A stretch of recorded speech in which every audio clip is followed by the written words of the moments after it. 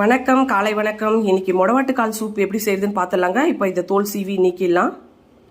பொடியாக நறுக்கி வச்ச முடவாட்டுக்கால், ஒரு கைப்பிடி அளவுக்கு சின்ன வெங்காயம், ஒரு கொத்து கருவேப்பிலை, ஒரு சின்ன துண்டு இஞ்சி பொடியாக நறுக்கி வச்சுருக்கேன். 3 பச்சை மிளகாய் சின்னதை எடுத்து வச்சுருக்கேன். ஒரு கைப்பிடி பூண்டு எடுத்து வச்சுருக்கேன். மிளகு, சீரகம் தலா ஒரு ஸ்பூன் எடுத்து வச்சுருக்கேங்க. இப்போ இதை மொத்தமாக போட்டு மிக்சியில் பொடி பண்ணிக்கலாம். அரைச்சாச்சுங்க. அரைச்ச இந்த விழுதை ஒரு பாத்திரத்தில் சேர்த்து தண்ணி கலந்துக்கலாம்.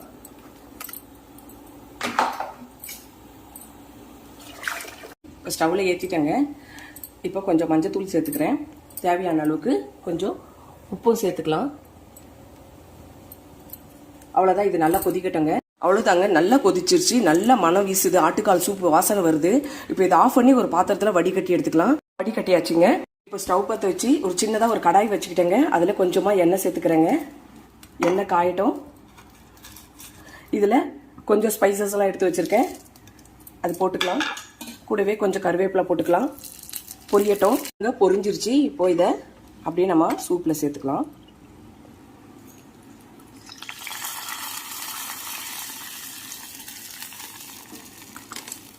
அவ்வளோதாங்க, சூப் ரெடி ஆயிடுச்சு. இப்போ இந்த சூப்பில் கொஞ்சமாக கொத்தமல்லி தூவிக்கலாம்.